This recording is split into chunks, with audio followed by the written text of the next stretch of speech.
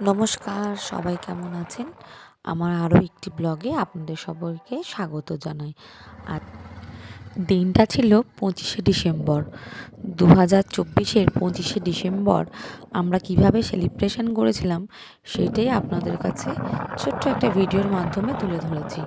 আমরা সেদিনকে আলিপুরদুয়ারে যে ছোট্ট একটা চার্চ আছে সেখানে বেরিয়ে পড়েছিলাম বাইকে করে।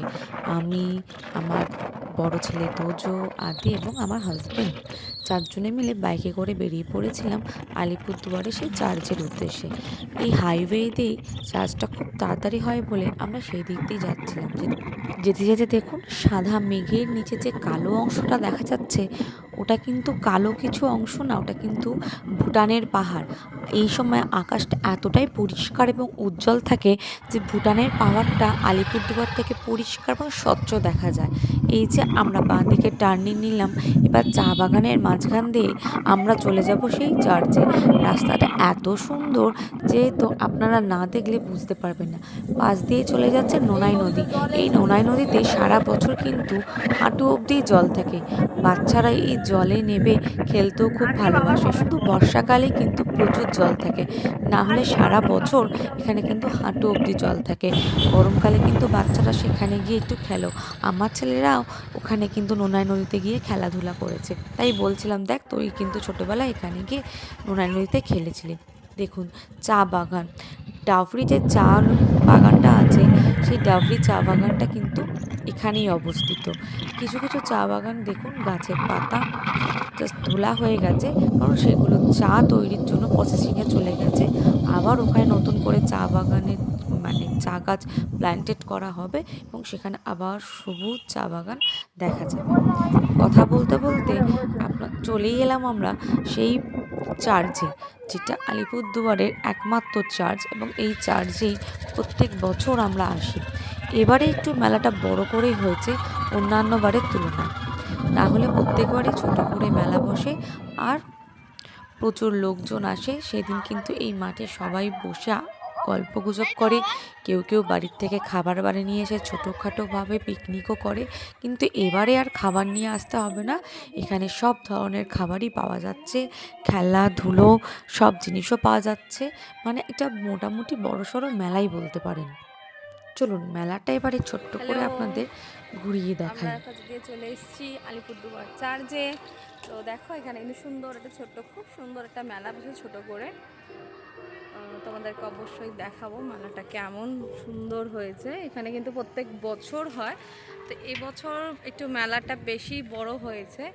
এখন অতটা ভিড় নেই, আস্তে আস্তে আরও ভিড় বাড়বে। তো চলো দেখা যাক মেলাটা কেমন হয়েছে। যত দূরে চোখ যাচ্ছে শুধু খাবার স্টলই দেখা যাচ্ছে আর বাচ্চাদের খেলাধুলার স্টলই দেখা যাচ্ছে।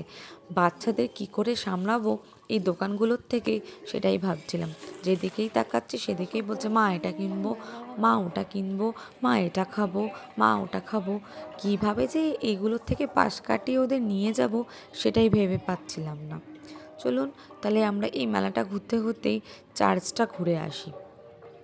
অনেক বড় মাঠ, অত বড় পুরো মাঠে ঘোরা এখনও যাওয়া হয়নি। আস্তে আস্তে যাব এবং তোমাদেরকেও দেখাবো। চার্চেও যাওয়া হয়নি, চার্চে যাব। তো চলো সাথে থাকো, দেখতে থাকো আজকের ব্লগসটা। চার্চে ঢোকার আগেই আমার কেমন ছেলের লাগছে খিদে ভেলপুরি পেয়ে খেতে? গেছে। ওই যে বললাম এত খাবার দোকান কি করে আমি ওদেরকে এড়িয়ে নিয়ে যাব। এইটা হলো ভেলপুরি, তাকা দিক তাকা। দারুণ স্বাদের ভেলপুরি। হ্যাঁ, কলকাতায় যে মুড়ি দেওয়া ভেলপুরি পাওয়া যায় এটা কিন্তু তা না, এটা কিন্তু ময়দা দিয়ে তৈরি হয় এক ধরনের ভেলপুরি। খেতে কিন্তু দারুণ সুস্বাদু। যারা এই ভেলপুরি খাননি অবশ্যই কিন্তু আলিপুরদুয়ারে এই ভেলপুরিটা ট্রাই করবেন। এই দেখুন ভেলপুরিটা, উপকরণগুলো কিন্তু খুব সামান্য, কিন্তু খেতে কিন্তু দারুণ টেস্টি। চলুন দেখে নেওয়া যাক সামনের থেকে কিভাবে কাকুটা ভেলপুরি বানাচ্ছে।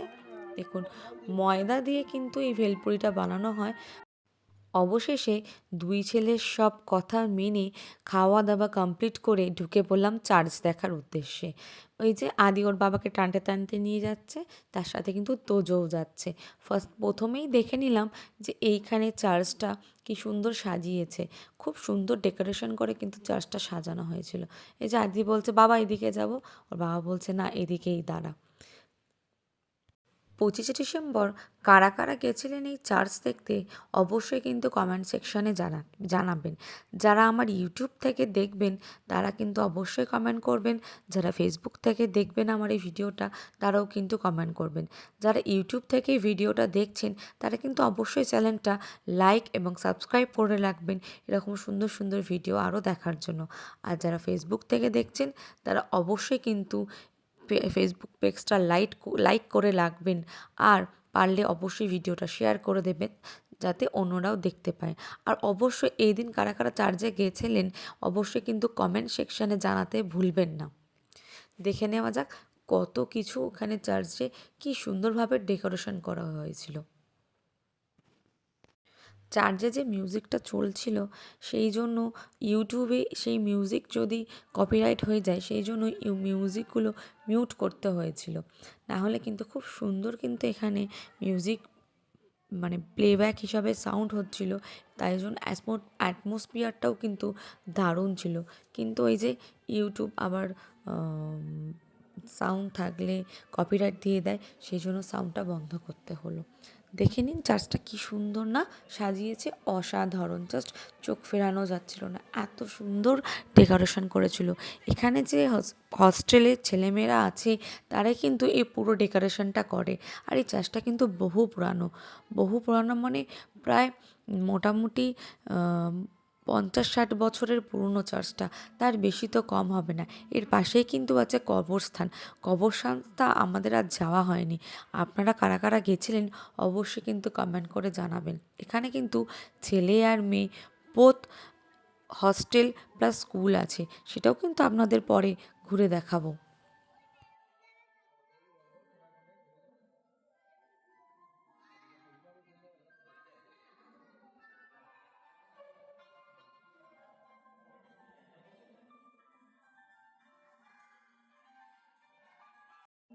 চার্চের থেকে বেরিয়ে আমরা বেরিয়ে পড়লাম সেই বাচ্চাদের হস্টেল স্কুলটা দেখার জন্য। এই সময় কিন্তু উইন্টার ভ্যাকেশনের জন্য হস্টেলটা ছুটি থাকে, তাই জন্য ডেকোরেশন করে বাচ্চারা যে যার বাড়িতে চলে যায় উইন্টার ভ্যাকেশন কাটাবার জন্য। দেখে নিন কি সুন্দর না, বিশাল বড় প্লেগ্রাউন্ড, বিশাল বড় স্কুল। এখানে কিন্তু ছেলে মেয়ে আলাদা আলাদা ইন্ডিভিজুয়াল কিন্তু পড়াশোনা হয়, মানে half boys school half girls school, ঠিক আছে। এখানে কিন্তু হস্টেলের থেকেও পড়াশুনোর সুবিধা আছে, আবার যারা শুধু স্কুলিং করতে চাও তারও কিন্তু এখানের ব্যবস্থা আছে। এখানে কিন্তু পরিবেশটা